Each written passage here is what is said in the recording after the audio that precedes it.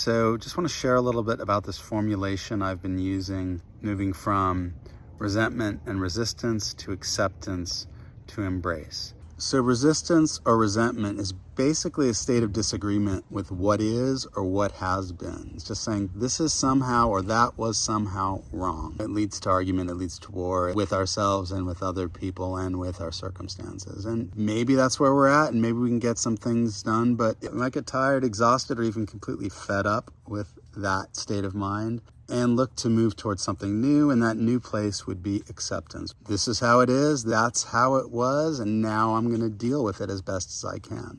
Pretty well represented, though I'm sure there are other ways, through the serenity prayer. Grant me the serenity to accept the things I cannot change, the courage to change the things I can, and the wisdom to know the difference. Acceptance can be a pretty helpful place to be at, especially if you've been in resistance and resentment. You can get a lot done, you can do it with a lot more peace.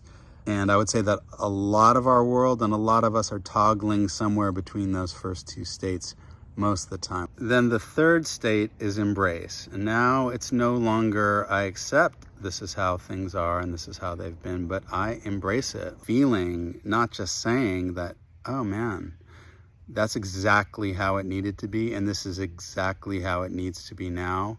For me to have learned the things I needed to learn, make the mistakes I needed to make, have the victories, the losses, all of it adds up to this now, which is exactly where I need to be. And most of us can't just paint a smiley face on it and say, hey, I embrace it, I'm here now, it's all awesome, this is exactly what I need to do, even this thing in front of me that's really challenging. So that's where different modalities come to play. I mentioned the serenity prayer, that's just one thing, that's 12-step. I think it's really good at getting some people to acceptance. But how do you move from acceptance to embrace? Ho'oponopono has really revolutionized not only the way that I look at the past, but the way that I experience it. It's almost like the past has altered, and it alters the present, and then that impacts the future. So I don't want to oversell the ease of moving through these different phases. It can be a lot of work. That said, there's also a collective process going on where we're each beginning to tap into these modalities and share our learning and our experience with it. And so what took me like 10 or 15 years might take you like a few weeks. That's the spirit of this. I hope it's helpful. And until next time, much love.